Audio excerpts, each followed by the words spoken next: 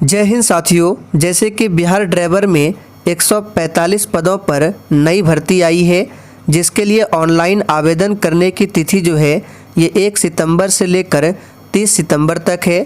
तो अगर आप लोग इस फॉर्म को भरना चाहते हैं तो जाकर भर सकते हैं। तो साथियों, आज की इस वीडियो में हम लोग पिछले साल के पेपर को कवर करेंगे जो कि बिहार ड्राइवर के एग्जाम में पूछा गया था। इसमें हम लोग टोटल 100 प्रश्नों को डिटेल में डिस्कशन के साथ कवर करेंगे, इसलिए आप सभी पूरा सेशन को ध्यानपूर्वक देखें, क्योंकि एग्ज़ाम की तैयारी करने से पहले एग्ज़ाम पैटर्न को समझना बहुत ही ज़रूरी होता है। इससे आपको पता चलता है कि एग्ज़ाम में किस लेवल का और कहां से प्रश्न पूछा जाता है। तो चलिए साथियों, इसी के साथ आज के सेशन को स्टार्ट करते हैं।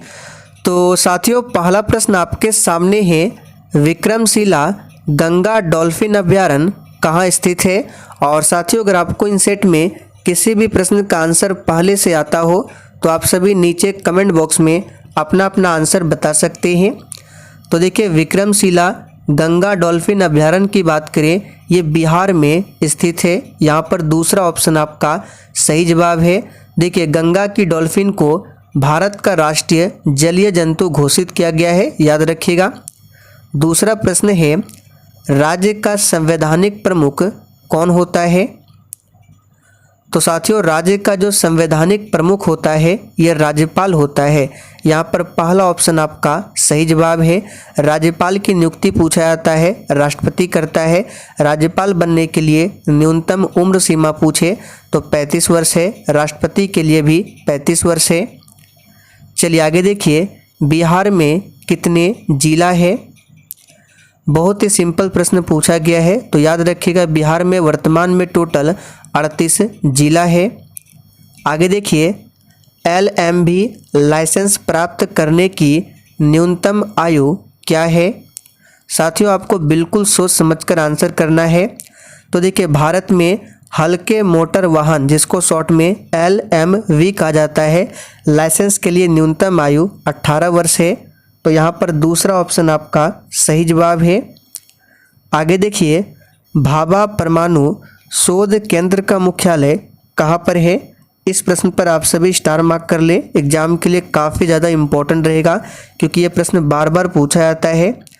तो साथियों, भाभा परमाणु अनुसंधान केंद्र ये महाराष्ट्र के मुंबई में स्थित है। यहाँ पर चौथा ऑप्शन आपका सही जवाब है। और भाभा परमाणु शोध केंद्र की स्थापना 3 जनवरी 1954 को, याद रखिएगा 1954 को संस्थापक निदेशक के रूप में होमी जे भाभा के द्वारा किया गया था।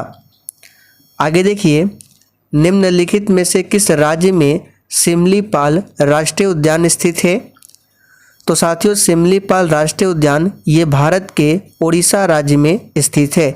तो यहाँ पर पहला ऑप्शन आपका सही जवाब है। ओडिशा राज्य के मयूरभंज जिले में स्थित है। जिला का नाम भी पूछा जा सकता है।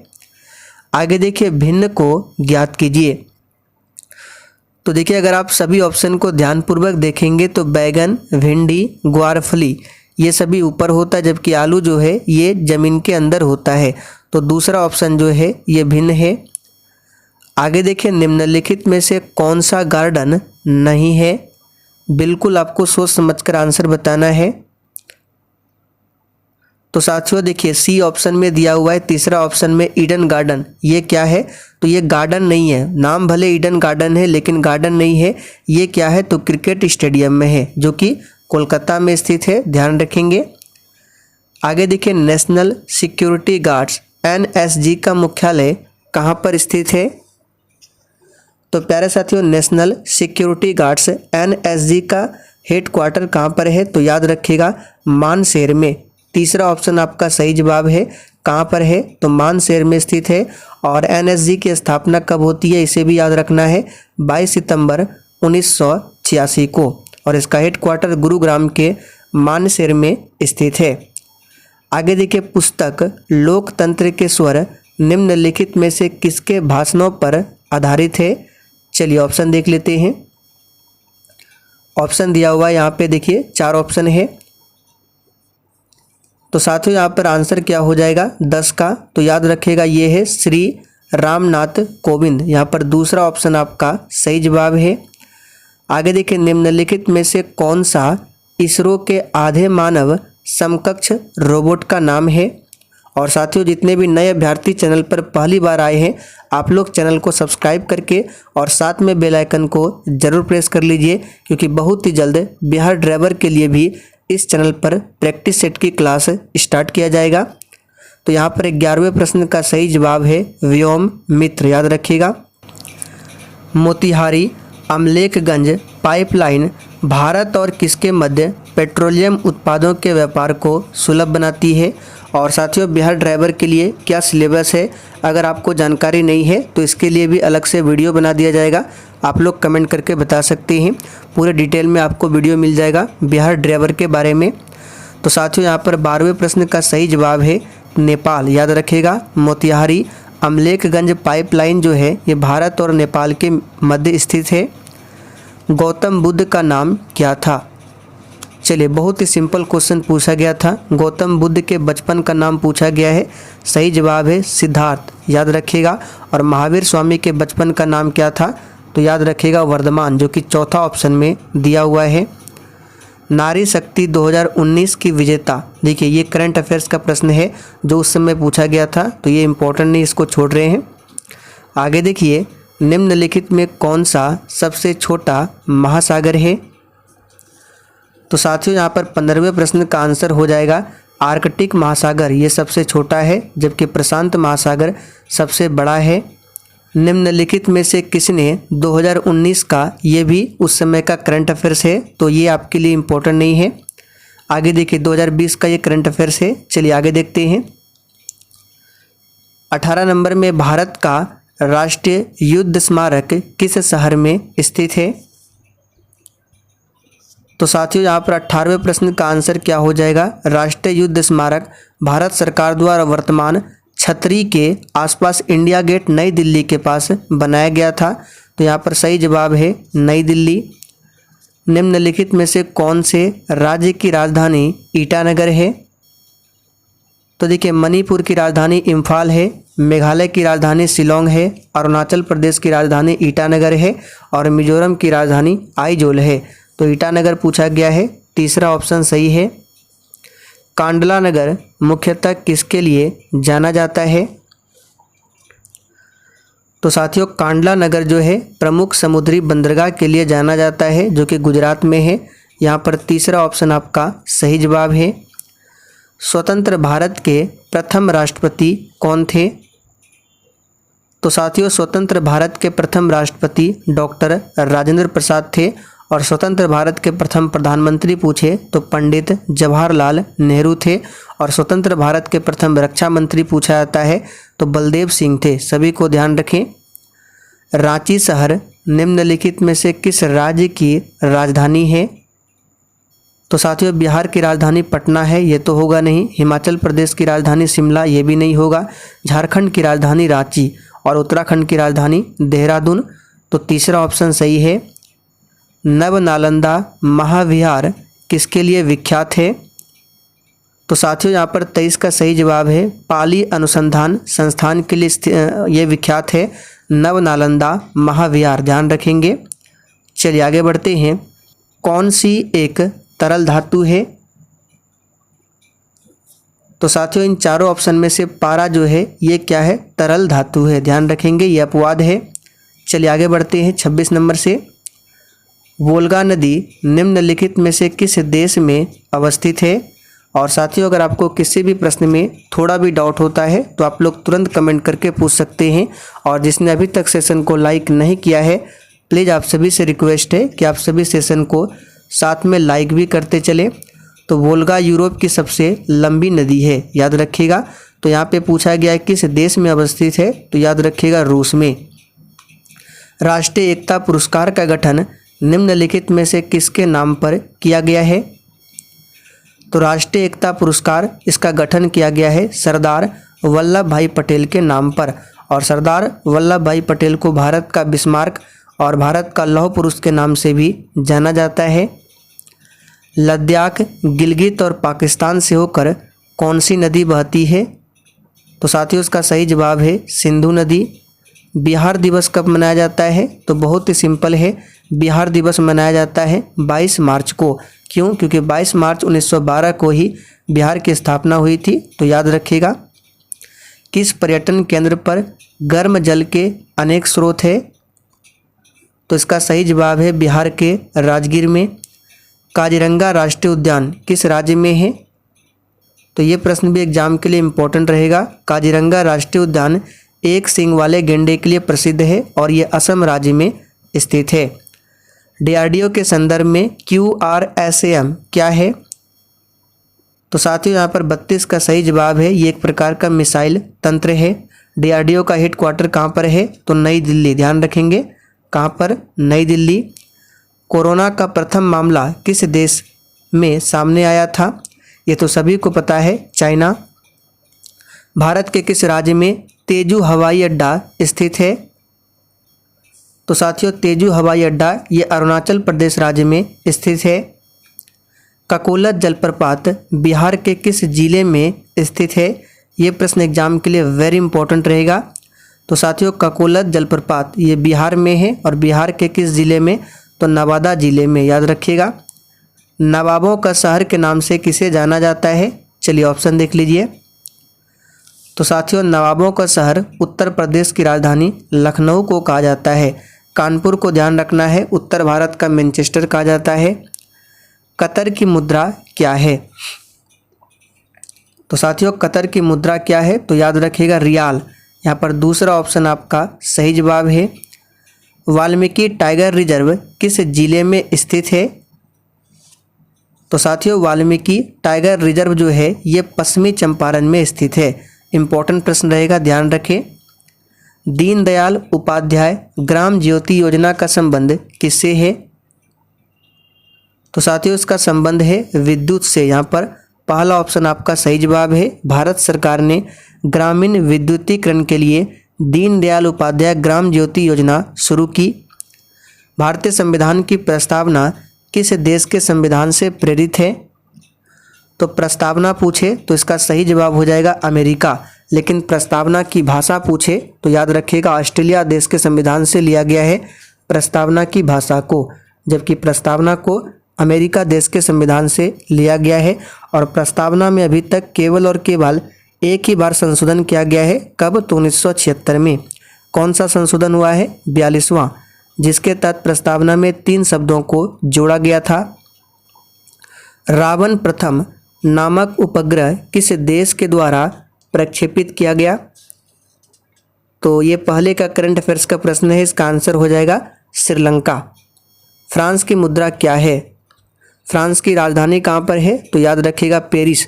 और फ्रांस की मुद्रा क्या है? तो याद रखिएगा यूरो। भारतीय वायुसेना की पहली महिला फ्लाइट इंजीनियर कौन बनी?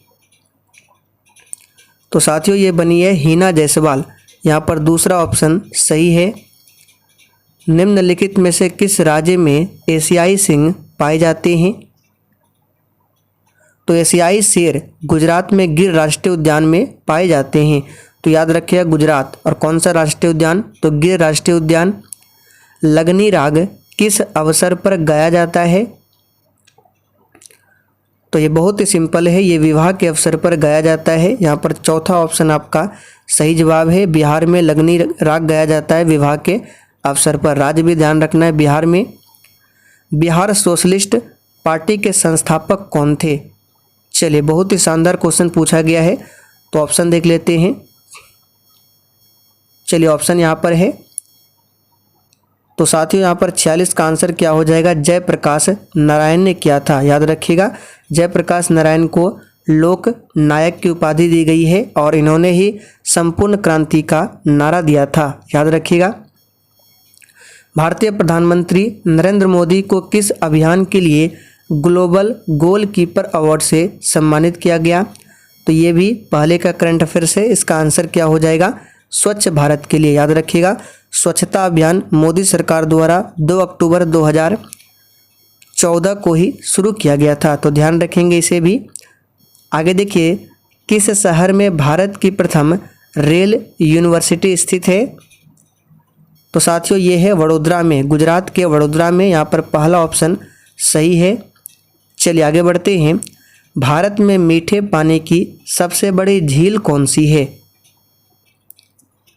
तो साथियों भारत में मीठे पानी की सबसे बड़ी झील की बात करें तो ये वूलर झील है। यहाँ पर चौथा ऑप्शन आपका सही जवाब है वूलर झील, याद रखिएगा, जो कि जम्मू कश्मीर केंद्र शासित प्रदेश में स्थित है।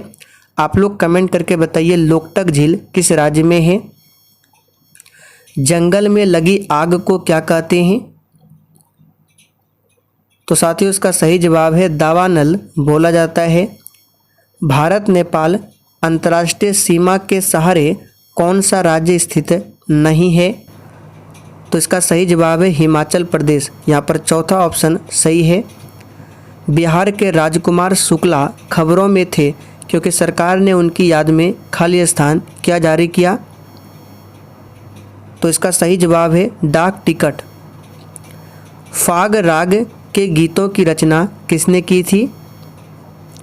तो देखिए फाग राग गीतों की रचना की थी किसने? तो नवल किशोर सिंह ने।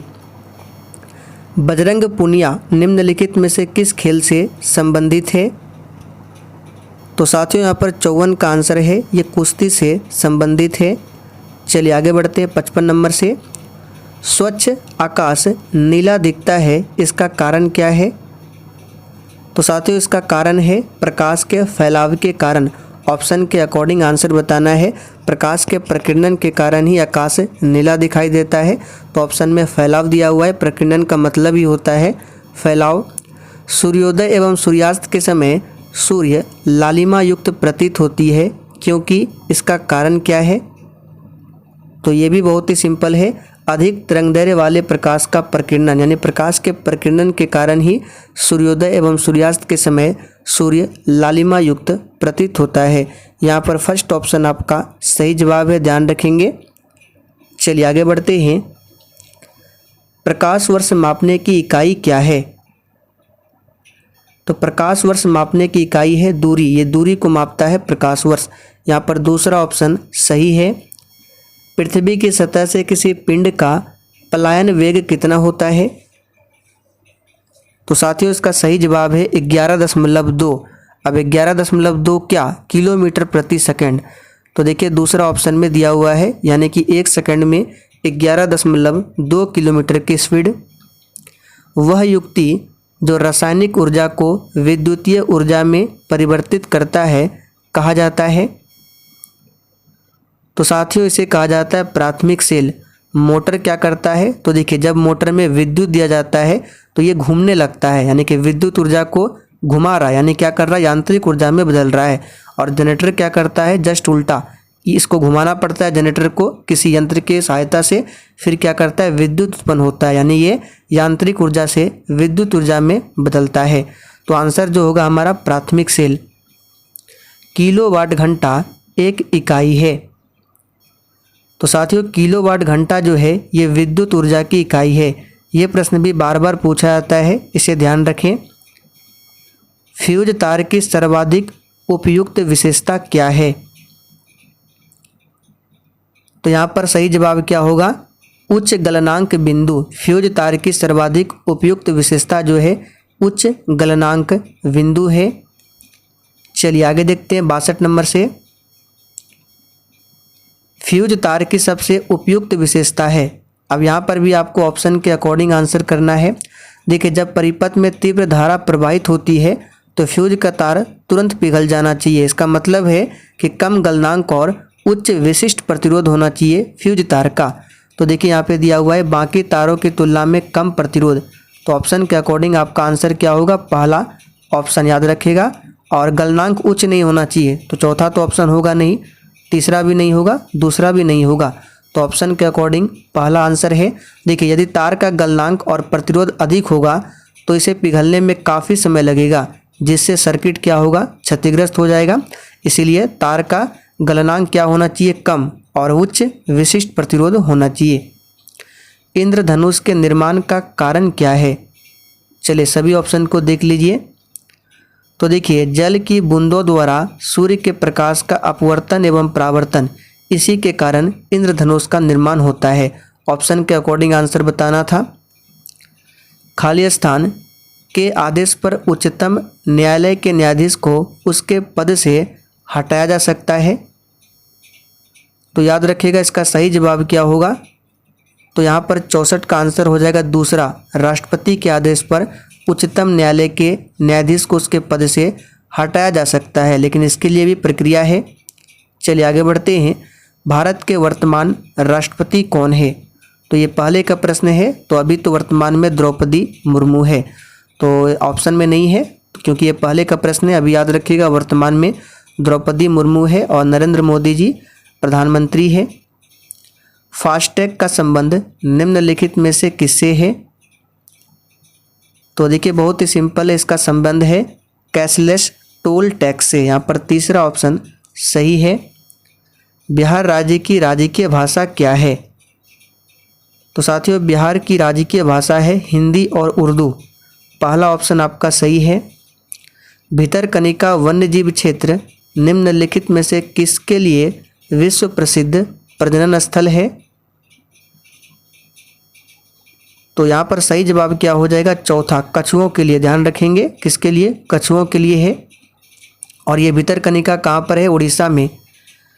करतारपुर कॉरिडोर, जिसको गलियारा बोला जाता है कॉरिडोर को, ये भारत को किस देश से जोड़ता है? तो साथियों करतारपुर कॉरिडोर जो है ये जोड़ता है किसको? तो याद रखिएगा भारत और पाकिस्तान को। पहला ऑप्शन सही है। बिहार में तेल शोधक कारखाना कहाँ पर स्थित है? तो बिहार में तेल शोधक कारखाना बरौनी में स्थित है, याद रखिएगा। और इसे सोवियत संघ और रोमानिया के सहयोग से बनाया गया था। फिल्म फेयर पुरस्कार किस क्षेत्र में श्रेष्ठ कार्य के लिए दिया जाता है? तो ये तो बहुत ही सिंपल है, सिनेमा के क्षेत्र में दिया जाता है। चंद्रगुप्त मौर्य के गुरु कौन थे? तो साथियों चाणक्य, जिसका अन्य नाम है विष्णुगुप्त या फिर कौटिल्य भी कहा जाता है। चाणक्य चंद्रगुप्त मौर्य के गुरु थे। चंद्रगुप्त मौर्य ने नंद वंश के घनानंद को, याद रखिएगा, नंद वंश के आखिरी शासक घनानंद को हराकर मौर्य साम्राज्य की स्थापना की थी। तो यहाँ पर पहला ऑप्शन सही है।